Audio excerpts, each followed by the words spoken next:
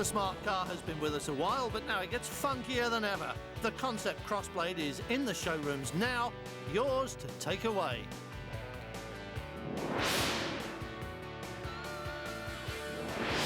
There is no more emotive name in the motoring world than Ferrari, and the new Enzo continues a long tradition of groundbreaking supercars.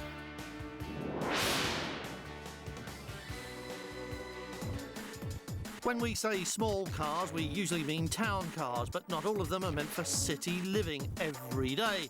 And even the smart car offers a weekend alternative.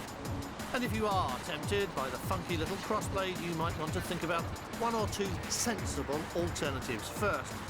And there's plenty of choice in the fastest growing segment of the market. The car was the first road-going example of Ford's new edge styling, and it's collected a hatful of awards, including a place in New York's Museum of Modern Art. It's the entry-level car in the range, Ford's modern Mini, aimed at a young audience. It makes a number of very definite styling statements, and yet it remains functional, if not actually basic, and also cheap. Love it or hate it, this is good design, and it's a difficult car to find fault with. The C3 is the new Citroën Super Mini and follows the current trend of making small cars more super and less mini. Citroën has chosen to build upwards in pursuit of extra cabin space. Lots of glass gives an airy feel but adds to the unusual exterior look. Distinctive is a good word, but it certainly isn't bland, and it brings a much needed touch of individuality to the showroom. Overall, we think it's good looking and we think it's well styled. Most opinions agree that the new Polo is the defining car for the segment and will put competitors on the back foot for the next couple of seasons. It's bigger than the outgoing model, bigger even than the original Golf, and previous owners will notice the benefit of the extra millimetres, all of which have been used for making the cabin bigger. Recent Golf buyers might even find themselves wishing they'd waited for new Polo to come along before they made their purchase. On the other hand, they might wish they'd bought a nice new Fabia and saved even more. The drawback, of course, is that it's a Skoda, not a Volkswagen, but apart from that, you're looking at two cars which are essentially the same, and Fabia is just a Polo by another name. Opel's offering is the long-running Corsa, entry-level models for around the same money as the rest of the bunch, and a similar but not quite so radical solution to the crowded urban environment as the newer cars we've been looking at. Yes, Corsa is showing its age, especially when you think Opel have aimed it at young singles. But it works for all situations and it's roomy as well. A continuation of the Nova theme, it's a good car in an increasingly tough market.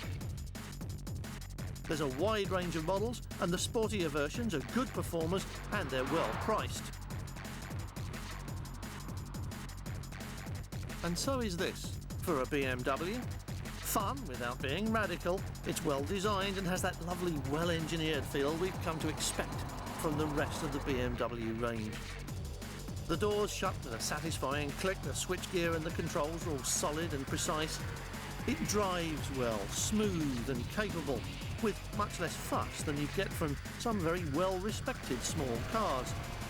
All this BMW class for the price of a Polo or a Corsa, no contest.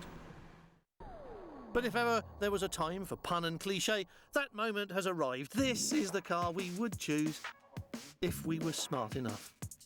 2.5 metres long, the Smart does to the motor car what Swatch did to the wristwatch. It demystified it and made it available to everyone. 95% recyclable, a Smart car has good access, great visibility, tiny turning circle, excellent passenger comfort.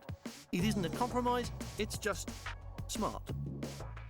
A plastic body on a steel safety shell, airbags, crumple zones, self-tensioning seatbelts and steel-shelled seats, a bit like competition seats. It's tougher than it looks. And it comes with active safety devices too. ABS and traction control are only the beginning. Even the engine range can be clever. It does all it needs to, and naturally there's even a diesel. Have a hearing test before you drive it, said the Smart sales brochures, and then if all you can hear is a distant buzzing sound instead of the healthy hammering of the diesel engines you're accustomed to, everything's working perfectly, both your ears and the smart diesel.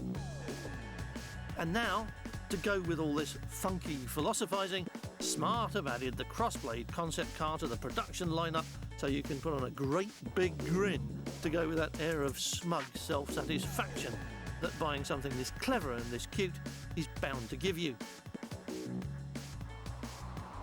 Those of us in less reliable climates will probably have to think carefully about a car like this. It's almost exclusively suited to a beachside lifestyle with lots of surfing and late-night barbies. And if it isn't available for hire in just about every posh Mediterranean location by next spring, then there is something seriously amiss. And there might be too. Like the lookalike A-Class, the Smart, the original Smart, had a few stability problems to deal with when it was first engineered, and the resulting rework of its suspension has made it a bit of a lumpy and lurchy thing to drive. That's a shame because Smart makes you smile, and the Crossblade even more so. There's no two ways about it. This is funky. This car has got all the brash modernity needed to make it into a cult icon. It looks the part, inside and out, and all the clip-on extras and options make it even more so. If you were a teenager and you didn't plan to go too near a motorway, this would be the car for you instead of a motorcycle. It would cost less, be more versatile, and what more could you want? The answer is that you'd probably want it to have a weeny bit more power, and you'd want a drivetrain that didn't have all the lumps and bumps that this one does have. A tall order in a short wheelbase like this, but there it is.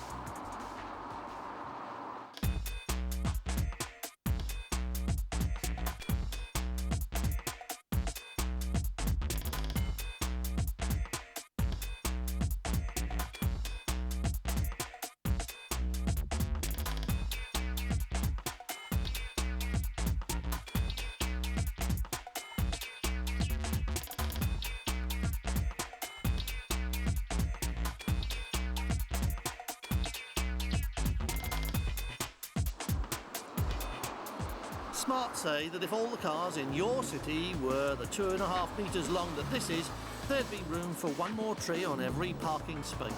50,000 more trees in a city of 500,000 people. On average, every commuter car holds 1.2 passengers.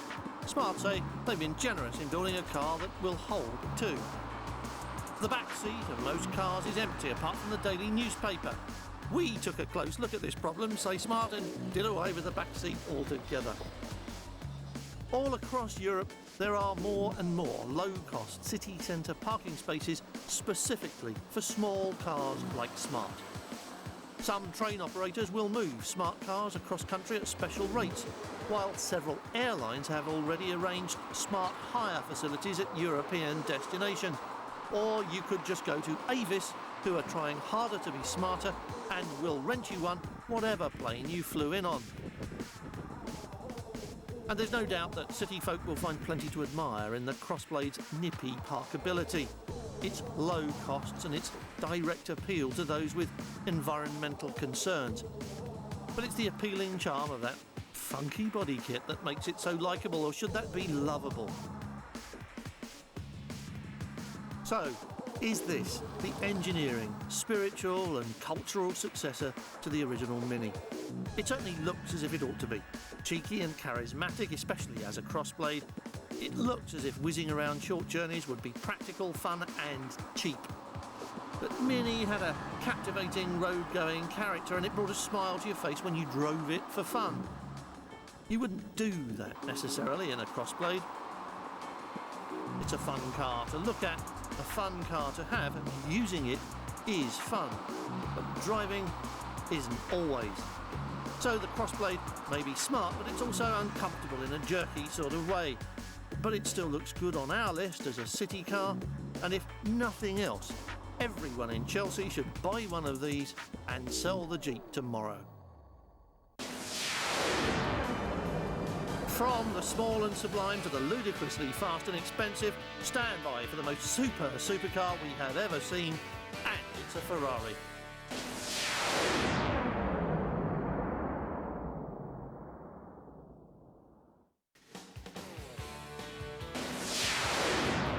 One of the most stunning road cars ever made, the Enzo Ferrari is marginally slower than a McLaren at full chat, but perfect everywhere else. In the centre of Modena, the small Italian town known worldwide for its most famous son, Piero Ferrari unveils the statue created to commemorate the 100th anniversary of his father's birth on February the 18th, 1898, watched by luminaries that included Mario Andretti and Michael Schumacher. In the 100-year history of the motor car, only one name is better known than that of Enzo Ferrari, and that's only because, as children, we're taught about Henry Ford and the Tin Lizzie at school. Ferrari's a name we learn by ourselves as soon as we see our first scarlet sports car. Ironically, Enzo Ferrari skipped most of his schooling and formal education to work on racing cars, the legacy of visits to local racetracks with his father. By 1920, he was a works driver, campaigning Alfa Romeos alongside legendary drivers like Campari and Ascari. Although he was indeed a spirited performer on track, his true genius lay in organising and motivating others. Alfa recognised that very quickly, and by 1923 he was running the team from pit lane. The inevitable result, that in a few years he'd formed his own race team, and Scuderia Ferrari made its first appearance in December 29, wearing the prancing horse insignia of the Italian Air Force squadron in which Enzo's brother had served in the Great War. The next years were a constant battle between the tiny Scuderia Ferrari and the might of Mercedes-Benz. Constantly overwhelmed by the resources of the big factory team, Ferrari had only ingenuity to draw on, and in 1932 created a pair of twin-engine monsters from Alfa Romeo parts. Capable of 200 miles an hour, they were the fastest cars of the period, so powerful that contemporary tyre technology was unable to match them, and frequent pit stops for new rear tyres prevented them from winning more or less as they pleased. In 1946 came what is now accepted as the first pure Ferrari, a 1500cc V12 sports racer, forerunner of the first Formula One car, which appeared the following year. For the next 2 decades, Ferrari pursued the policy of building single-seat race cars, sports racers and road cars, and the result was that racecraft technology and race technology was brought directly to the road. The most direct connection was through the sports racers, the cars which contested the Targa Florio, the Mille Miglia, and of course Le Mans. And those vintage years gave rise to so many classic Ferraris that the list is endless, although perhaps the P4 and the GTO stand out. But they are by no means alone in their virtues of lean, race-bred elegance and outstanding performance. The early road cars also had everything that was essential to a Ferrari. They were graceful, pure and fast. In these years, on the racetrack or on the road, there were few compromises, and it's probably this single factor, determination to remain true to the original idea, which has been the hallmark of Ferrari through the decades, has brought racetrack success and led to the creation of a series of so perfect road cars that the Ferrari name and badge are now an icon for excitement, excellence and aspiration, and that's understating the case. There's no doubt that sporting success, allied to a limited production run of handmade cars, has kept the prancing horse at the top of every car collector's list and kept the price on a constant upward slope. Almost without exception, you can buy any car from the Ferrari range and expect it to increase in value year on year. The older cars, the long-nosed classics like these, are especially good investments, but sadly, They're also especially expensive now, and short of finding one in a cowshed or a barn, ordinary mortals can really only look and dream, because these are beyond reach, if not actually beyond price. Yet they were built for entirely practical purposes. These cars were built as pinnacles of engineering and performance excellence in their period, and the continual pressure of sporting development ensured that all the road cars retained that cutting-edge purity which lies at the heart of their modern-day desirability. As we say along the way, there have been so many landmark cars that it's almost unfair to single out any one or two for special mention. Unless perhaps you're going to say Daytona Spider for the benefit of the front-engine traditionalists and those of us who just happen to like very pretty cars. And F40, of course, for those of us who really know where the engine belongs and want it behind us all the time. Unlike the Daytona, the F40 was never intended as a series production car, but rather as a limited build special, a car which made fewer concessions to convenience and comfort than even its regular in-house counterparts. As a result, it remains on the Ferrari CV as a pinnacle, an aspirational goal for would-be owners and other car makers. Perfect in looks, performance and timing, a no-compromise car that was built for a decade long since past. But now Ferrari has decided that the time is right to revisit that arena and complement its current range with another breathtaking supercar. It has to be very special indeed to sit on top of a range which includes the recently revamped 575 Maranello, a front-engine Grand Tourer car resolutely in the mould of the Daytona and widely hailed as a road-going masterpiece. But then, what Ferrari isn't? And of course, there's the bread and butter of the Ferrari range, the 360 Modena, a car which looks about as perfectly proportioned as any two-seat sports car has a right to be, plus as dramatically inspiring as any real sports car fan has a right to expect.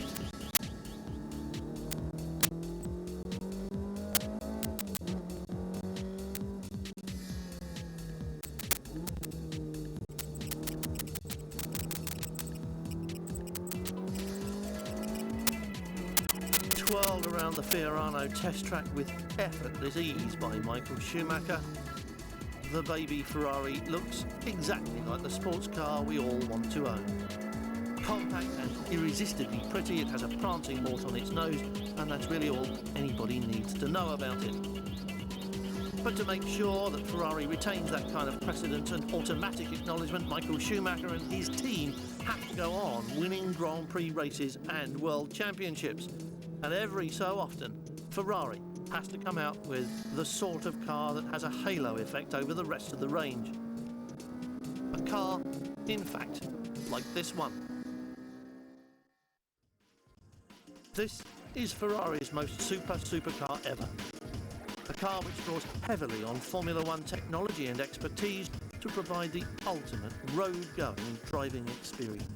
Brainchild of Luca di Montezemolo, the Enzo is Ferrari's most extreme sports car ever, its closest ever race-bred counterpart, with Brembo responsible for the first carbon fibre brakes on a road car, tyres designed specifically for the car by Bridgestone, and paddle shift by Magneti Marelli. The steering wheel comes with flashing red lights to remind you when to use them, just like Michael's got, a reminder that this is a piece of the racetrack legend, as all of Ferrari's Formula One partners working together on this project in their specialist areas, just as if it was another race car.